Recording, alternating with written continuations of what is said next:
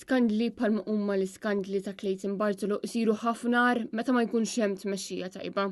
Il-kabinet starċajta u għabela jaf li ħadd mu kuntent bih. Klim wieħed mid-deputati tal-Labor stess li diskriva s-sitwazzjoni fil-kabinet ta' Roberta Bela bħala waħda problematika. L-istess membru parlamentari li tkellem mal-Malta Today jgħid li hemm nuqqas ta' kuntentizza fost id-deputati laburisti dwar kif il-Prim Ministru Roberta Bela idawwar klimu. Dan kif ħafna għadhom jiftakru kif il-Prim Ministru kien biddel id-deċiżjoni tiegħu dwar l-inkjesta pubblika ta' Jan Paul Sofija u għalhekk li l-membri parlamentari qed iżommu lura milli jiddefendu d-deċiżjonijiet li jkun ħaqa Bela. Però n-nuqqas ta' fiduċja fil-kabinet ma taqafx hemm. Hekk kif jidher li anke l-Prim Ministru Abela qed jattakka lill-membri parlamentari tiegħu stess. Hekk kif laqgħa li saret nhar il-ħamis wara r-riżenja tal-Ministru Bartolo, Abela qallhom li jekk hemm xi ħadd li jrid jagħmel il-bsaten fir-roti, jaqbad u jitlaq. Din l-istqarrija ġiet illikjata lix-Shadow Minister tal-Partit Nazzjonalista Alex Borch. Barra minn hekk sorsi li tkellmu ma' Net News spjegaw li waqt din il-laqgħa tal-Kabinett attendew biss